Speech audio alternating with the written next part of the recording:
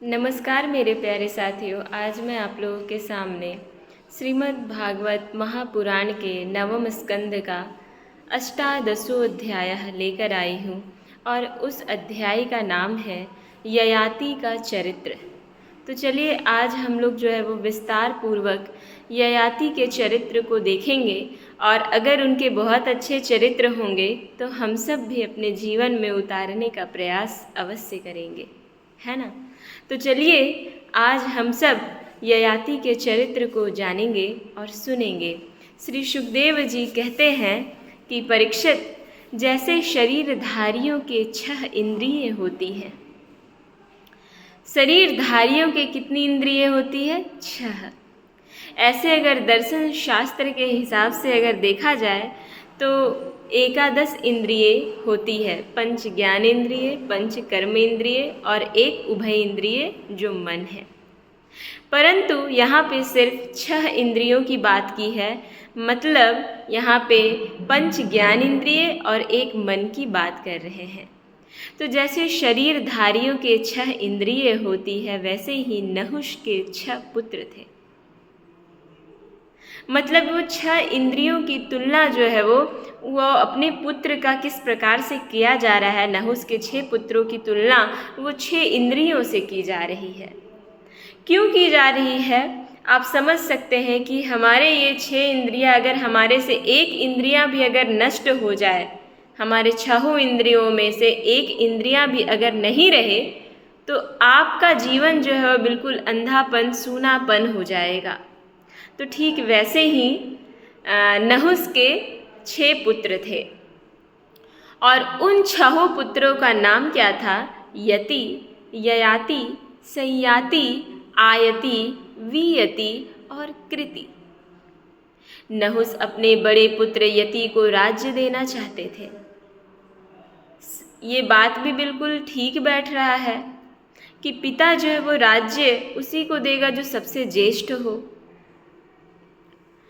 परंतु उसने स्वीकार नहीं किया। नहुष अपने बड़े पुत्र जो यति थे उसको वो देना चाहते थे राज्य, लेकिन वो स्वीकार नहीं किए। क्यों नहीं किए?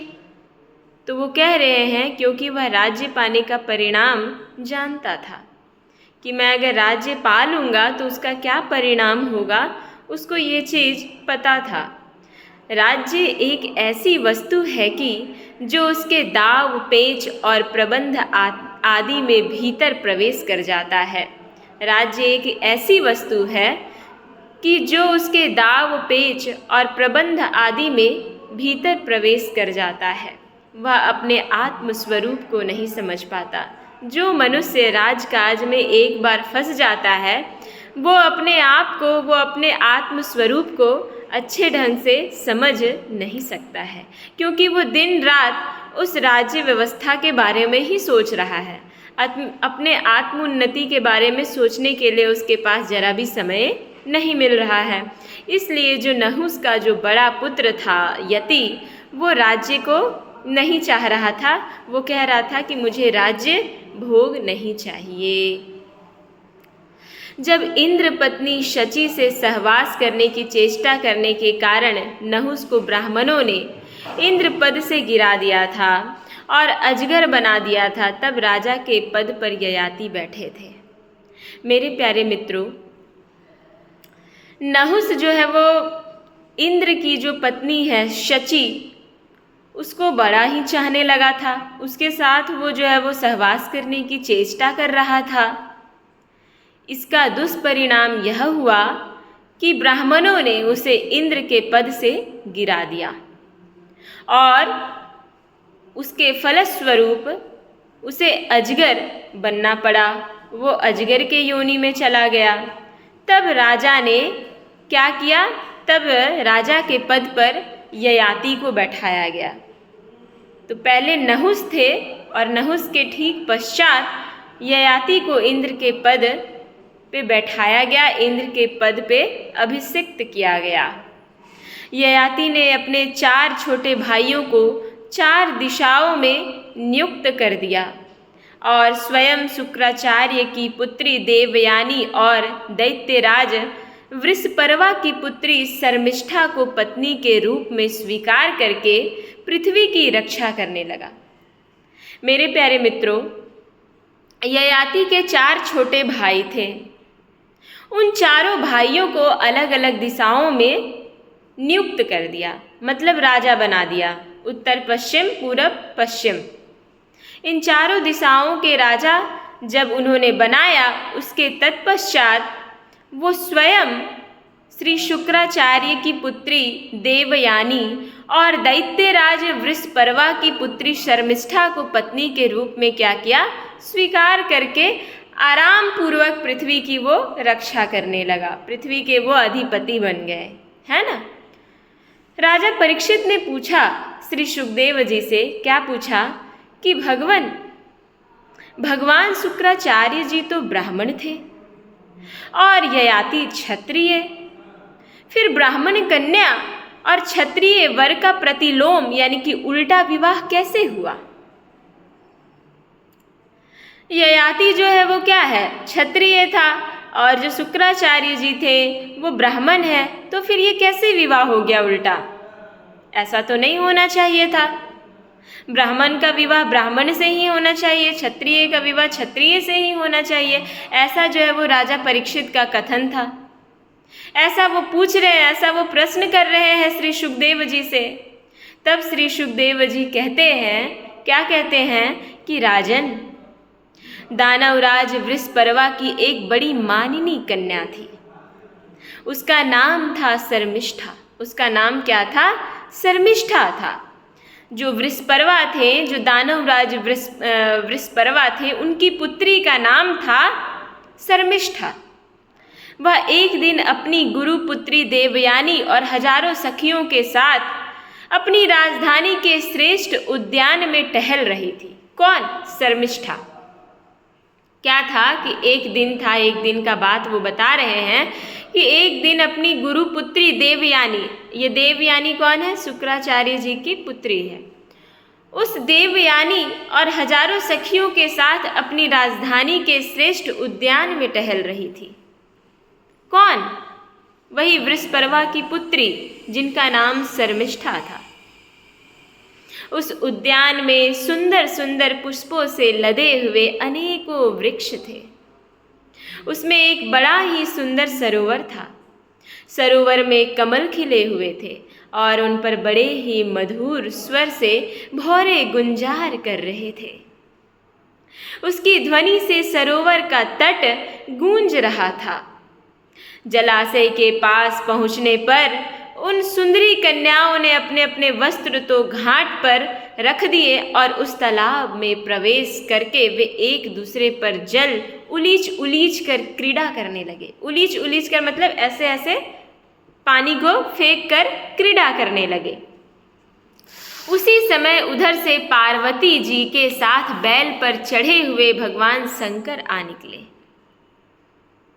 उनको देखकर सब की सब कन्याएं सकुचा गई, शर्मा गई और उन्होंने झटपट सरोवर से निकलकर अपने अपने वस्त्र पहन लिए। शीघ्रता के कारण शर्मिष्ठा ने अनजान में देवयानी के वस्त्र को अपना समझकर पहन लिया। बेचारी गलती हो गई। वो क्या की, जो शर्मिष्ठा थी वो जल्दी के कारण, शीघ्रता के कारण गड़बड़ी से जो है वो देवयानी का वस्त्र को पहन ली। इस पर देवयानी क्रोध के मारे आग बबूला हो गई। उसने कहा, अरे देखो, इस दासी ने कितना अनुचित काम कर डाला है। राम राम, जैसे कुतिया यज्ञ का हविष्य उठा ले जाए वैसे ही इसने मेरे वस्त्र पहन लिए हैं। इस प्रकार से देवयानी जो है वो शर्मिष्ठा को कह रही है। जिन ब्राह्मणों ने अपने तपोबल से इस संसार की सृष्टि की है, जो परम पुरुष परमात्मा के मुख रूप है, जो अपने हृदय में निरंतर ज्योतिर्मयी परमात्मा को धारण किए रहते हैं और जिन्होंने संपूर्ण प्राणियों के कल्याण के लिए वैदिक मार्ग का निर्देश किया है। बड़े बड़े लोकपाल तथा देवराज इंद्र ब्रह्मा आदि भी जिनके चरणों की वंदना और सेवा करते हैं, और तो क्या, लक्ष्मी जी के एकमात्र आश्रय परम पावन विश्वात्मा भगवान भी जिनकी वंदना और स्तुति करते हैं, उन्हीं ब्राह्मणों में हम सबसे श्रेष्ठ भृगुवंशी हैं। इस प्रकार से देवयानी जो है वो अपनी वंश का परिचय दे रही है। और इसका पिता प्रथम तो असुर है।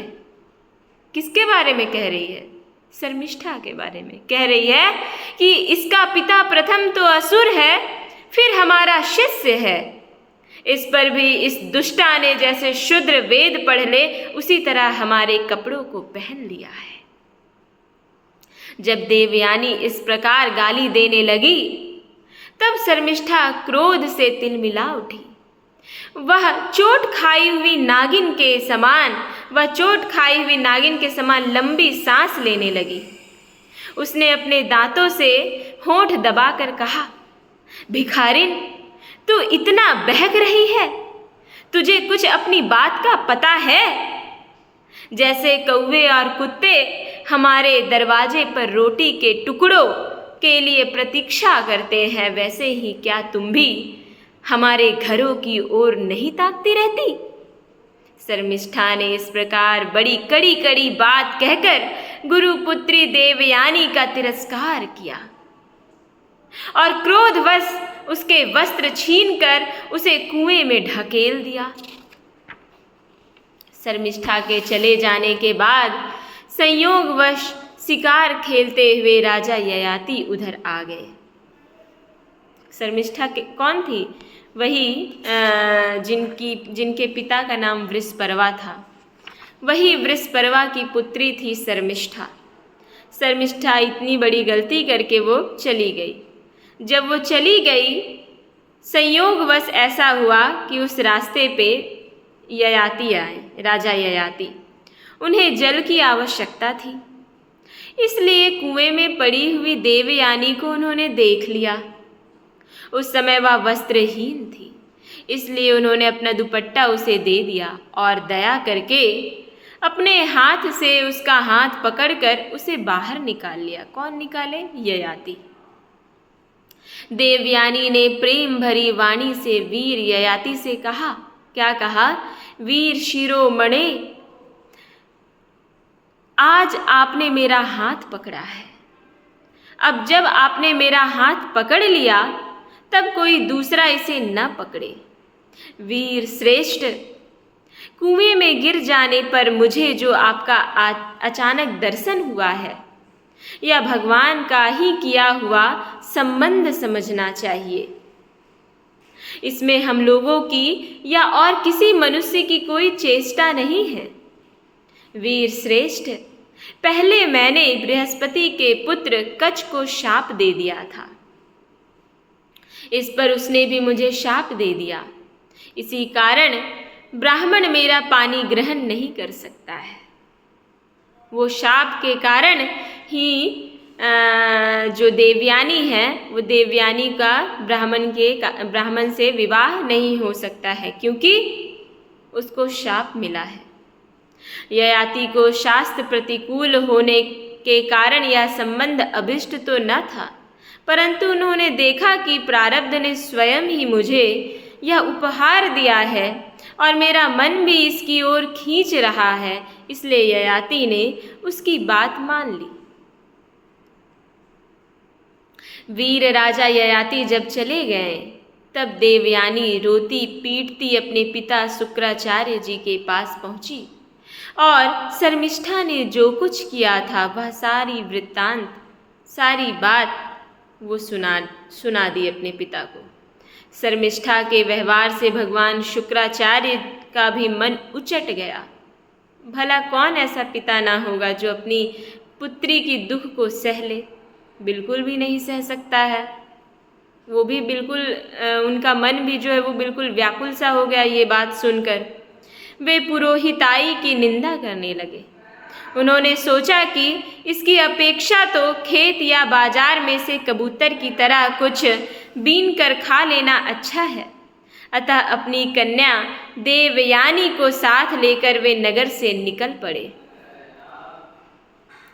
जब वृषपर्वा का यह मालूम हुआ तो उनके मन में यह शंका हुई कि गुरुजी कहीं शत्रुओं की जीत ना करा दे अथवा मुझे शाप ना दे दे।